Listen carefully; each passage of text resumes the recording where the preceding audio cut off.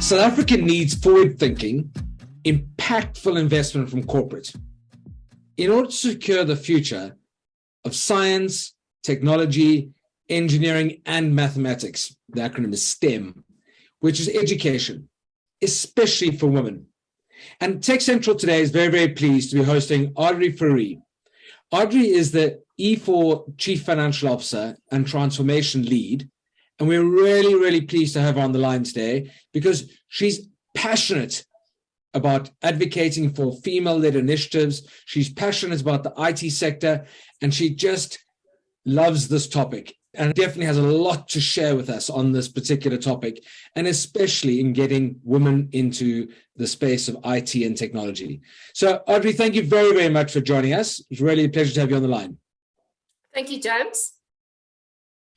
Adri, where do we start? Because I understand that there's a gap in the market, and I understand that you're doing a number of things to fill that gap. Where have you started in identifying the opportunities? Yeah, so I think of this as a journey. You start and then you learn things and then you go ahead, and that's also important.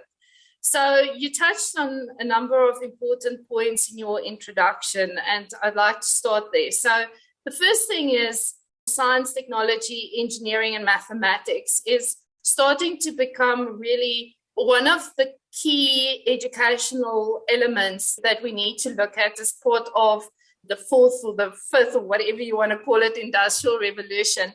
And it's really important because it's not just about technology and people's technology education, but it's also around your thinking processes and how you go about solving problems. So from an educational perspective, and I'm no means an educational specialist, but a lot of the focus is starting to be around education in this space. And some of the challenges that we have seen specifically is that girls are less likely to focus on these areas. And from a background perspective, it's really talking about the girls not necessarily understanding the power of technology and what that can bring. Also, that they haven't been exposed to different careers in this space. In addition to that, you would also find that teachers and parents are not necessarily supporting girls getting into the STEM space. And then a very important point then added to that is that there's not enough reference points. So at the moment, only 23% of professionals in this space is female. And, a lot of girls want to see who is in this space, what kind of roles do they have. So it's very important. And then combined with that, only 17% of that 23% is really in leadership positions. So guys are more likely to get involved in tech. It's not to say that the guys that should be getting involved is because, as we know, there's a shortage at the moment, much more demand than supply in the market for technology resources, but definitely girls less likely to get involved in STEM. So from our perspective, I've spoken about learning as we go along. And one of the things that we started with is really to partner with an organization to build a computer center for a school in Soweto. Okay. Now, that sounds like something quite trivial, but in South Africa, you need to make sure that computer centers, firstly, are there. So computer rooms that the kids can get exposed to computers. It needs to be secure, very important. So a lot of the work goes around security. And then also to ensure that the organization that you partner with has got experience and that they have the right connections with the Department of Education. So in our instance, our partner, Melisizwe, was able to get the Department of Education to commit to providing resources to teach basic computer literacy in the computer center that we built. So that was kind of step one. And as I say, without the ability to experience a computer, you can't even start the journey. And then Absolutely. Our second step, which is what we're busy with now, is really working on a program for girls at school level to ensure that they get the right exposure from grade 9 already before they make subject choices, to ensure that they get into the STEM space from a career perspective. Thanks, Adri. You've certainly set the scene. You've definitely indicated that the barrier to entry shouldn't be there, but yet it still appears to be something that maybe through tradition and some sort of unconscious bias has been something that we've started to tackle, but not completely. I think that number you gave was from Statistics SA. And, if you're saying that a mere 23% of the professionals in South Africa in this sort of tech and IT space are women, then that leaves a huge opportunity for a number of other women to take up that mantle, to develop a passion for something that may traditionally not have been sold to them, should I say, and to embrace the opportunity that's awaiting them.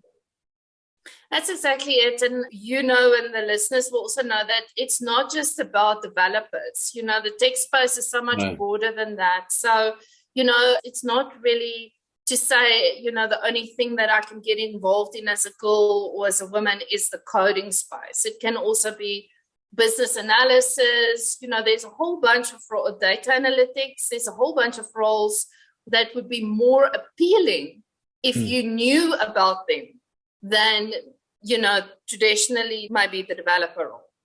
That's right. And I can think of many, many other careers that I've experienced in my own life that once you get into them, you realize that there's so much more to it than what you realize from the outside.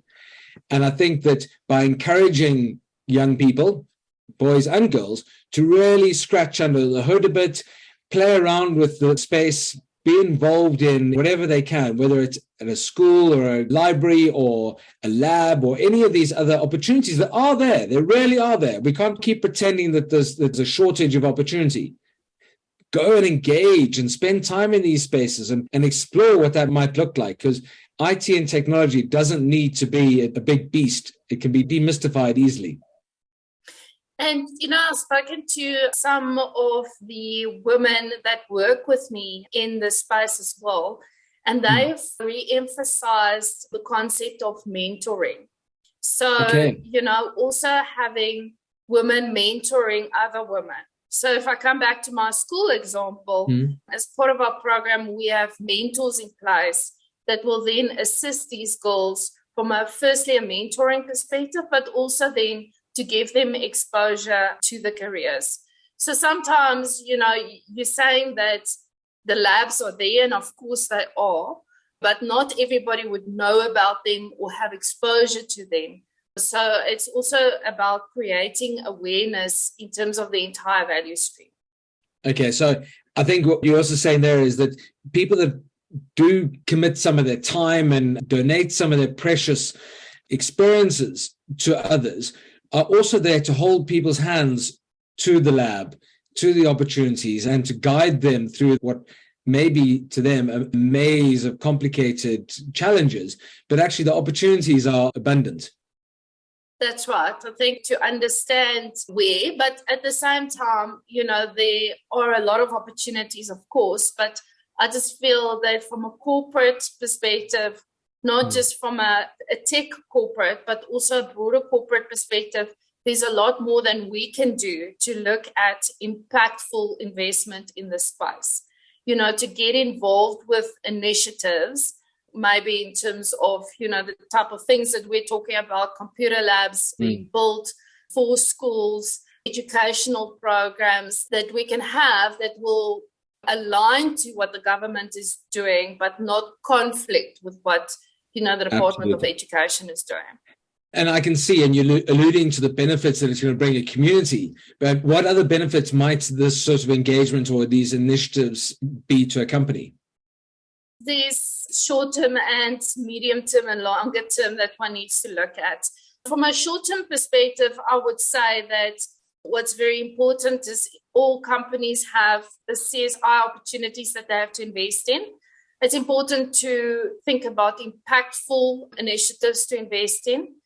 We get the BEE points whether we invest in an impactful or a non-impactful initiative. So I think it's about finding the right initiatives and then create the learning from there. From a medium-term perspective, obviously, as I said, we have to create an additional stream of individuals that's coming into the space, both male and female. And that's very important for the industry. With the skill shortage, not just internationally, but also locally in the tech space, we as an industry can ill afford to have a shortage of resources. A shortage of resources means that your cost is just increasing, and the client is not necessarily willing to pay you more. So that just leads to, you can hear I'm an accountant, right? That just leads to profit reduction, and no corporate wants that. I can certainly hear your passion and see how this reflects in everything you do at E4. And I think it's wonderful to hear that you talk about local skills. I also think that one of the things you're saying is that if the local skills are guided and developed and nurtured here in South Africa, then hopefully we can keep them here. That's very important as well. We hear, I haven't necessarily seen, but we hear a lot about resources starting to work now from home for international companies overseas. We are dealing with a completely different environment that we dealt with 2 years ago. So that's the one. But also we don't want the resources to go to other countries to go and work there. We want to keep them here. It's not just about keeping them here. It's obviously for the economy and making sure that we as a country from a tech perspective is also going to continue being on the map. We don't want to fall behind what's happening globally. And I think we'll create thought leaders within our own industries. We'll create more mentors that are able to then perpetuate what we're really saying to our listeners is, please put your hand up and find an opportunity. We've unpacked a little bit of what it entails to encourage skills and the development of especially women into the IT and tech space. But, find ways and creative ways in which you can actually make the job a little bit more sexier than perhaps it has been to the opposite sex. The opposite sex, James. I say that because I'm a boy. But because it goes back to the point about a stigma attached to it. There are many industries that typically are male orientated, but they don't need to be. I was thinking about the motor industry. It doesn't need to be. It's just a stigma. I agree with you. And it's something that goes without saying these days, but I think I'm going to say it anyway. Diversity is critical to enhance outcomes. Any type of diversity, because people from different backgrounds think differently about things, and that improves the quality of the output. So we're different to other countries. We bring our own challenges and opportunities in terms of our thinking. And I do think that as South Africans, if we are adequately able to resource the tech sector with enough diversity, it will add a lot to what we are able to produce in the tech space. I love what you're saying. Thanks, Adri. Let's just be a bit practical here. Where would one start? I'm a corporate. I've got some CSI budget. I'd love to be involved. Where might I even begin to look? So one of the points that I made earlier in the conversation, which is of critical importance, is to ensure that you partner with somebody that's got experience in the space. Okay. It's all about finding the right partnerships. Earlier on in our journey, we got exposed to a party that came to see us, and, they had no experience, they had great plans, they had amazing connections. So those people exist as well. And it's important to stick to partners that's got good experience, that's worked with corporates before. That's also important.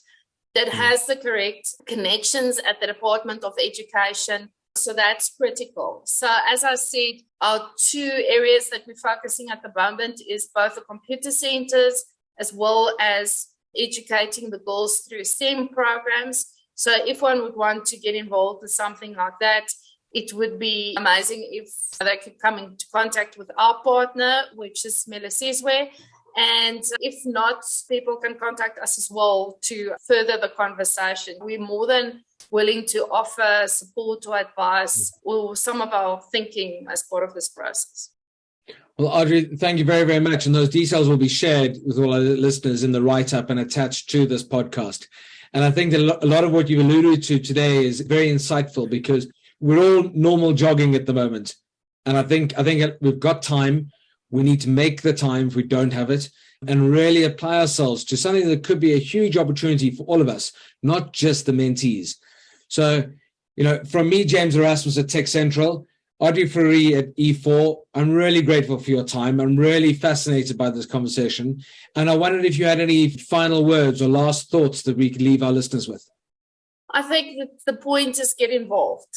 It's important not just for us as individuals, but for others that's coming into the space as well.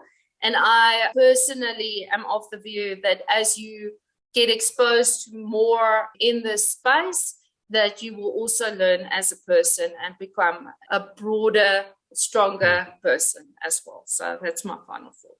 That's very impactful. Thanks, Adri. Thank you for your time. Thank you very much, James.